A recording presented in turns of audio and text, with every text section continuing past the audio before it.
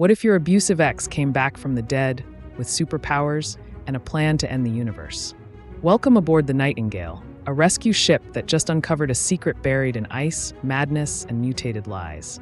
But what the crew doesn't know is, only one of them will make the final choice between survival and annihilation.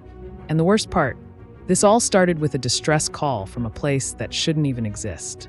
Stick around, because what you're about to witness will question everything you know about space, time, and trust.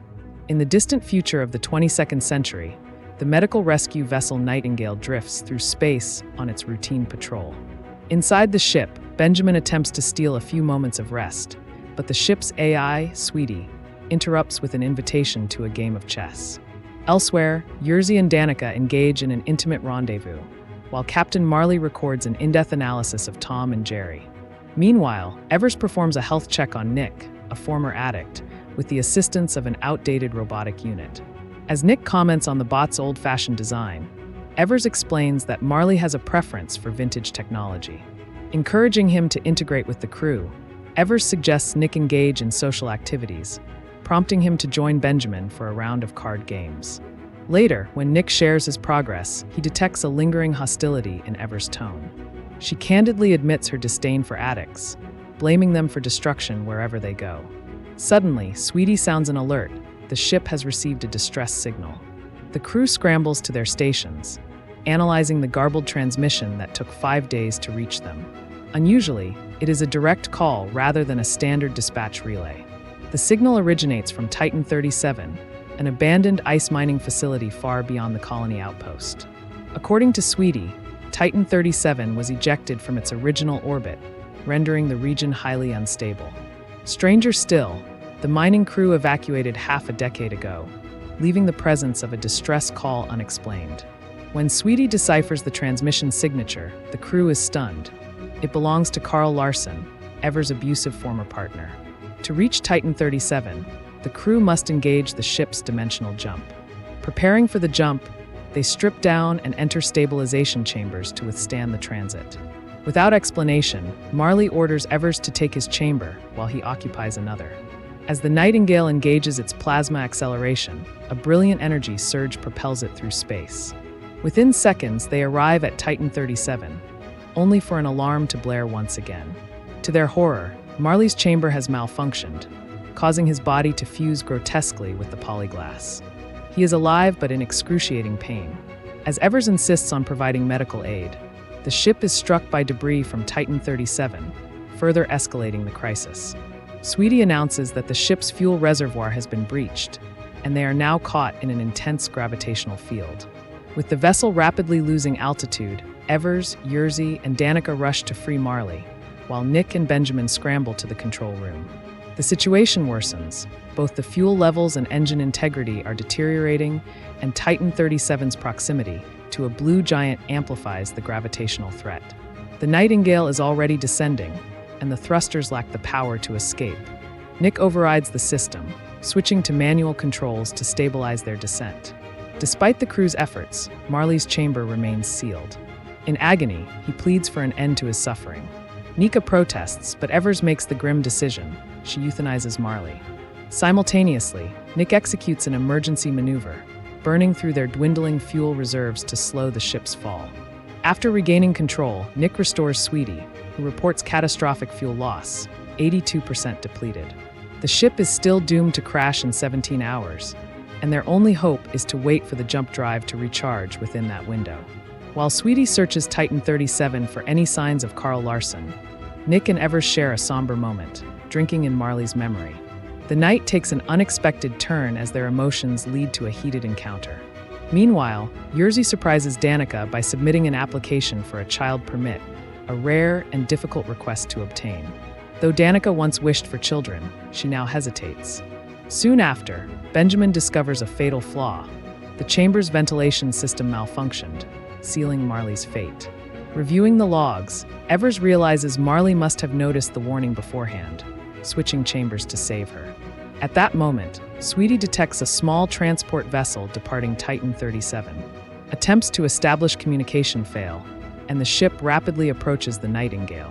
The crew braces for impact as the craft docks. Upon boarding, they find a collapsing pilot and a spreading fire. Yerzy extinguishes the flames while Evers examines the injured man, removing his helmet only to find that he is not Carl Larson. After transporting him to the infirmary, a medical scan reveals an unusual mutation in his skeletal structure. His bones appear to be reinforcing themselves unnaturally, though he is otherwise unharmed. Further investigation confirms the pilot's identity. He is Troy, and based on genetic similarities, Evers suspects he is Carl Larson's son. Troy later explains that he had been stranded on Titan 37 alone. His father, Carl, perished 3 years prior, and Troy harbors no fondness for him, openly admitting that Carl was a terrible person. He recounts that Carl had told him to seek out Evers in times of trouble, even expressing regret for his past actions toward her. As the crew debates their next move, a critical issue arises. The ship has 6 passengers but only 5 stabilization chambers. Nick volunteers to stay behind, instructing the others to send a rescue vessel once they escape. Meanwhile, Troy's story raises suspicions. He claims to have come to Titan 37 with scavengers in search of riches, but his companions abandoned him when they found nothing. However, he also reveals a crucial detail. Titan 37 still has untapped fuel reserves. Nick immediately orders a shuttle mission to collect fuel, but remains wary of Troy's true intentions. Nick secretly assigns Yerzy to search Troy's vessel for any anomalies. As Yerzy approaches the craft, he watches with growing irritation as Troy flirts with Danica. Inside the ship, Yerzy scans the cargo and detects something unusual inside a storage box. When he opens it, he finds a glowing purple artifact that exudes an unexplainable allure. Overcome by curiosity, he reaches out and briefly touches it, experiencing a strange sensation before quickly withdrawing his hand. By the time Nick arrives, Yerzy insists he didn't interact with the object. Back on the Nightingale, Sweetie classifies the artifact as a potential biohazard. Using a robotic unit, Yerzy carefully places it in quarantine. Troy admits to hiding the artifact, claiming it as his personal discovery. He recounts a 3-year-old transmission he intercepted. Miners on Titan 37 had uncovered something bizarre in the ice. However, when he arrived, the entire mining crew had vanished. His friends dismissed his claims and abandoned him, but Troy stayed, determined to find the mysterious object. An enigmatic artifact from an extraterrestrial origin has found its way into the hands of a determined individual, who now intends to sell it to the authorities. In a bid to transport the relic safely, he offers each crew member a 5% cut if they assist him. However, a heated debate arises. Troy and Yerzy insist on keeping the object, while others harbor deep distrust toward it. During the exchange, Evers offhandedly remarks on Troy's peculiar bone structure, prompting him to adamantly claim that he has always been this way. Ultimately, Nick commands the team to scan and document the artifact's data, but once they clear hazardous territory, he plans to dispose of it. Privately suspicious of Troy's account, Nick discreetly instructs the team to prepare an emergency escape unit as he embarks on a mission to the moon for fuel retrieval. As Nick navigates his shuttle toward the moon's surface, gravitational forces escalate, causing the vessel to accelerate uncontrollably. Leveraging his piloting prowess, he barely maintains control, executing a precarious but successful landing. Upon entering the mining facility via an elevator, he experiences another gravity-induced acceleration, yet miraculously arrives at the bottom unscathed. Meanwhile, aboard the Nightingale, Troy attempts to build rapport with Evers but stirs old wounds by bringing up Carl, leading to an emotional outburst and her abrupt departure. Undeterred, Troy shifts his attention to Danica, teasing her about her wandering thoughts. He senses her longing for motherhood and her uncertainty regarding Yerzy as a potential father. Seizing the moment, he flirts until she gives in to his advances. Elsewhere, Yerzy, unable to resist the artifact's allure, breaches its containment, deriving an inexplicable euphoria from its touch. In the laboratory, Evers and Sweetie analyze the object, uncovering its alarming properties. Its outer shell exists in 3 dimensions, but within lies incomprehensible 9th-dimensional matter. In essence, it is a doomsday device capable of obliterating the universe to pave the way for a new one.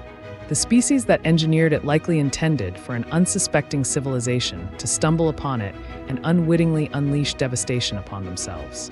Overhearing this revelation, Danica rushes to check on Yerzy, finding him slumped against the object.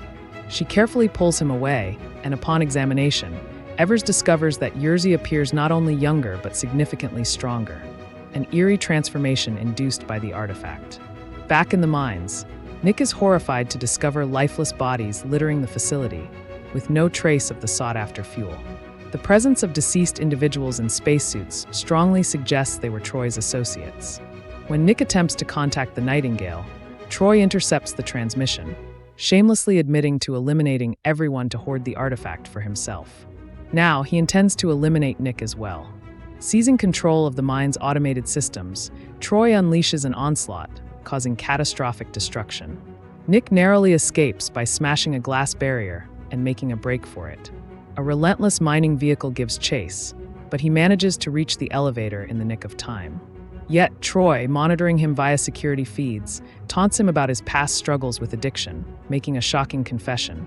He once battled the same demons. Enraged, Nick shatters the security camera before sprinting out of the elevator, only to witness his shuttle departing without him. Back on the Nightingale, Danica walks in on Troy tampering with the ship's controls. He feigns innocence, claiming he is aiding Nick, but she sees through the lie. In response, he rips out the control stick and hurls it at her before forcing a kiss upon her. Infuriated, Danica retaliates by striking him.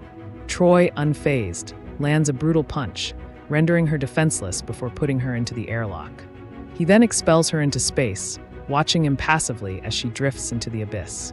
As his wounds mysteriously heal, Yerzy attempts to re-access the artifact but finds that someone has changed the security code. Before he can react, Troy materializes, effortlessly smashing the keypad with inhuman strength. Lifting his hands, he reveals a pulsating purple glow, evidence that he too has succumbed to the artifact's influence. Panic sets in and Yerzy flees, only to be hurled across the room by a raging Troy, who accuses him of complicity in Danica's fate. In desperation, Yerzy grabs a metal canister and strikes Troy repeatedly. Though the blows cause visible damage, Troy remains unfazed and soon overpowers him, knocking him before jettisoning him into space as well. Meanwhile, Benjamin stumbles upon the damaged control panel and instructs Sweetie to establish contact with Yerzy or Danica, but neither responds. Alarmed, he sets out to confront Troy, who is once again attempting to charm Evers. Without hesitation, Benjamin fires a hook at Troy, momentarily sending him reeling before making a break for it. He and Evers race to the armory, arming themselves for a final stand. As Benjamin hunts for Troy, an unexpected noise startles him. It turns out to be the ship's robotic assistant. Before he can react further, Troy strikes, and despite Benjamin's immediate defense, Troy's mutated form renders him nearly invincible. Overwhelmed, Benjamin is cast into the quarantine chamber. Desperate, he begs Sweetie to expel Troy, but the AI refuses, bound by her programming against harming humans. Troy takes his time, methodically blasting through the chamber door before unaliving Benjamin with ease. Sweetie informs Evers of Benjamin's demise, prompting her to attempt contact with Nick, but she receives no response. Just then, Troy corners her and makes a shocking confession. He is, in fact, Carl, her former lover. The artifact's rejuvenating effects had drastically altered his appearance, explaining why she failed to recognize him. He orchestrated everything just to reunite with her, believing that his newfound abilities would win her back. As he tightens his grip, intent on keeping her close, Nick's voice unexpectedly crackles through the comms. The emergency escape unit he had prepared earlier had worked. He was coming back.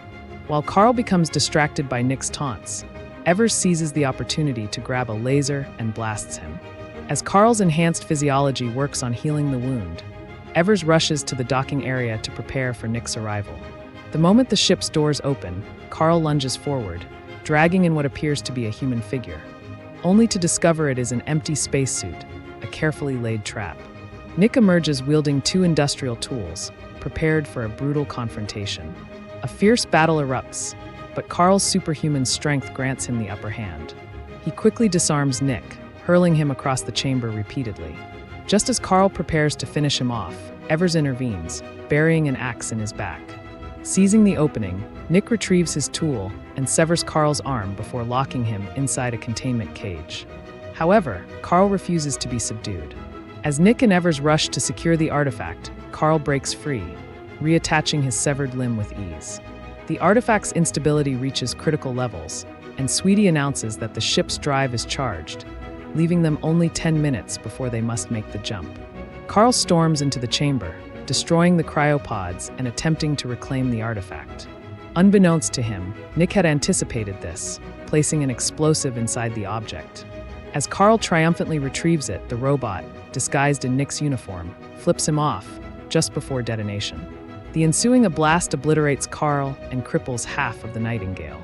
Sweetie calculates that the artifact's collapse will trigger a supernova in 51 years, with consequences ranging from Earth's annihilation to humanity's evolution. With only one escape pod left, Nick and Evers cram into it together, despite the grave risks.